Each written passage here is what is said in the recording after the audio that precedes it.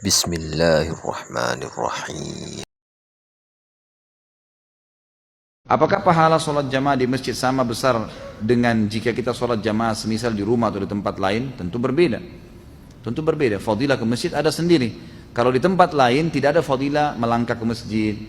Ya, kata Nabi SAW, setiap kali orang melangkah, maukah saya tunjukkan kalian amal yang paling banyak menggugurkan dosa dan meninggikan derajat? Kata para sahabat, tentu ya Rasulullah. Kata Nabi SAW, berwuduk di waktu-waktu genting, di waktu-waktu yang malas kita wuduk, seperti mau tidur, gitu kan? Habis berhubungan biologis, mau tidur atau mau mengulanginya, dianjurkan wuduk dulu. Atau di musim dingin, gitu kan? Atau menjaga wuduk, batal wuduk, wuduk lagi. Ini justru pahalanya besar nih. Dan banyaknya langkah kaki menuju ke masjid, gitu kan? Berarti melangkah kaki saya sudah ada pahala. Hadis yang lain juga riwayat Bukhari Muslim, kata Nabi SAW, setiap kali orang melangkah ke masjid, satu langkah mengampuni dosa, satu langkah mengangkat derajatnya. Ini nggak ada di tempat lain, harusnya di masjid, gitu kan? Kemudian ada hadis yang berbunyi, siapapun yang pergi ke masjid sholat, setiap berjamaah di waktu sholat wajib ya, maka setiap kali ke masjid dapat satu istana di surga, setiap pulang satu istana di surga. Ini nggak ada di tempat lain, gitu kan? Tinggal tentang masalah jamaahnya 25 kali lipat dapat pahala, itu sama. Itu sama. Karena hadis Nabi SAW menjelaskan sholat berjamaah sama saja mendapatkan pahala 25 kali lipat itu.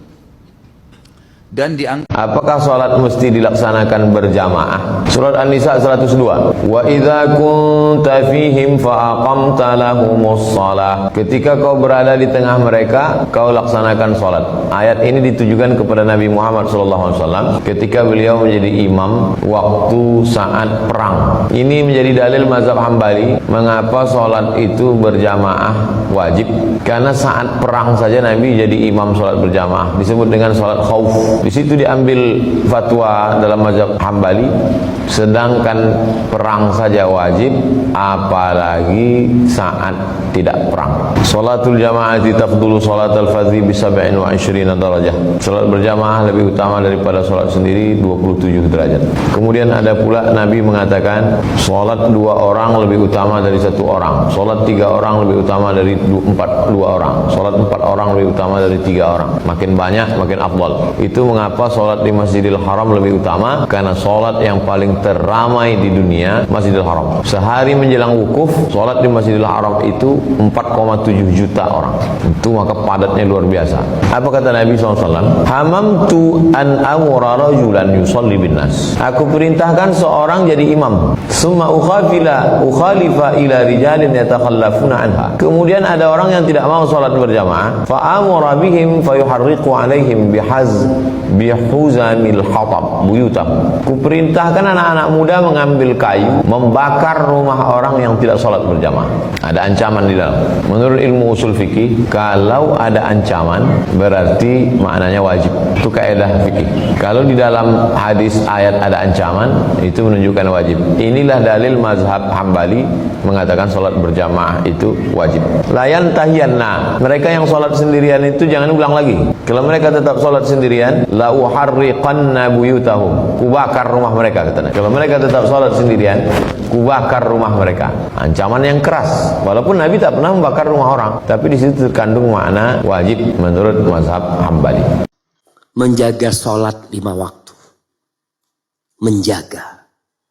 Ini benteng pertahanan bagaimana orang itu bisa istiqomah. Yang pertama dihisab pada hari kiamat itu apa? Sholat. Sholatnya bagus, lainnya bagus. Tapi kalau sholatnya nggak bagus, yang lainnya nggak akan bagus. Maka di surat Hud, ketika Allah perintahkan kepada Rasul SAW untuk istiqamah, di ayat 112 Allah katakan fastaqim kama umirta. Kemudian di ayat 114 Allah mengatakan wa aqimis shalah, dirikan sholat. Tarafayin nahar wa zulafam minal lail. Dirikan sholat yang 5 waktu, di pagi hari, di sore hari, sholat subuh, zuhur, asar, maghrib, isya, wa zulafam minal lail, dan di malam hari waktu kau dirikan sholat. Kenapa? Innal hasanat yudhibnas sayyi'at. Kebaikan itu akan menghapuskan dosa. Kita nggak akan terlepas dari dosa. Tapi dengan sholat kita jaga, mau nggak mau dosa ini akan digerus terus sampai habis akhirnya. Dengan kita sholat. Para jamaah semua tahu, salat itu mencegah dari perbuatan keji dan mungkar. Allah mengatakan di surat Al-Ankabut ayat 45, wa aqimis shalah, dirikan salat, dirikan salat, bukan salat, dirikan. Kadang-kala sebagian orang bertanya, Ustaz, ada fulan salat, Masya Allah Ustaz, tapi tetap aja mencuri. Tetap aja berzina. Ya mungkin dia sholat tapi tidak mendirikan sholat. Artinya mendirikan sholat, iqamatus sholat itu mendirikan semua rukunnya, syaratnya, kekhusyuannya, semuanya. Sehingga itu yang akan mencegah. Inna sholata tanha anil fahsya'i wal munkar. Seperti itu. Dia sholatnya nggak riya. Ada orang yang sholat riya. Maka tidak akan sholatnya itu mencegah dari perbuatan keji dan mungkar. Baik. Kemudian sholatnya berjamaah di masjid. Amalan yang keberapa? Kelima. Karena sholat berjamaah di masjid ini ternyata jalan-jalan menuju istiqomah.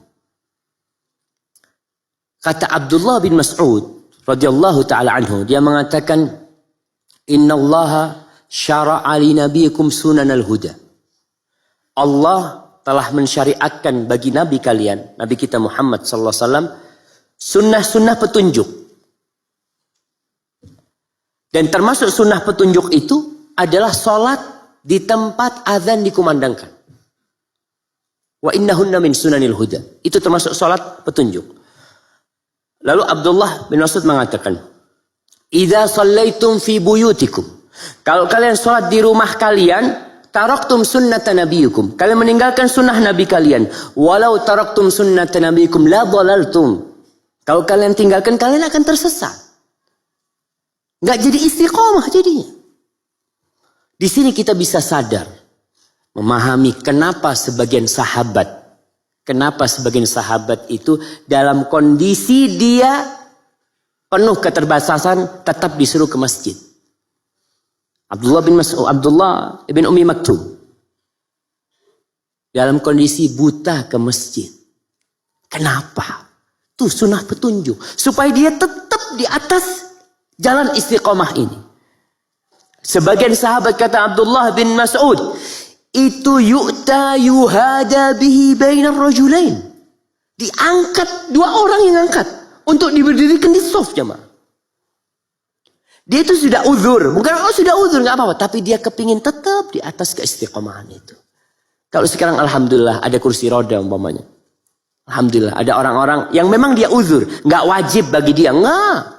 Kok di rumah nggak apa-apa, tapi demi untuk keistiqomahan, fadl kau datang ke masjid kalau mampu berangkat ke masjid. Jangan lupa sholat berjamaah ini antara perkara yang harus kita jaga. Karena barang siapa yang sholat berjamaah, ya bayangkan pahalanya 27 kali lipat. 27 kali lipat. Antum kalau sholat isya, ya 4 rakaat di rumah. Kalau antum sholat isya di masjid, 27 kali lipat. 4 kali 27 berapa? 108 rakaat. 108 rakaat. Kalau sholat di rumah cuma dapat pahala 4 rakaat. Kalau di masjid 108 rakaat. Kalau antum sholat sehari di rumah 5 waktu dapat cuma pahala 17 rakaat. Tapi kalau antum sholat di masjid 5 waktu 17 kali 27 berapa? Coba dihitung sekarang, saya tunggu. Berapa? 17 kali 27. Hitung. Cepat hitung. Karena kalau tidak dikasih matematika terkadang kurang semangat ya. Berapa? 459. Apa bandingannya 17 sama 459? Kalau antum bertahan sampai setahun, antum sholat di rumah setahun 5 waktu, antum cuma dapat 17 kali 365 rakaat, kira-kira 6.000 rakaat. Tapi kalau antum setahun sholat di masjid, dapatnya 160.000 rakaat. Tidak terasa, apa bandingannya 160.000 dengan 6.000? Bandingannya jauh sekali. Orang akan di hari kiamat akan melihat pahala yang sangat jauh berbeda. Kalau Nabi berkata, raq'atul fajri khairu minad dunya wa ma fiha. 2 rakaat sebelum sholat subuh lebih baik daripada dunia dan seisinya. Padahal itu sholat qobliyah, sholat sunnah.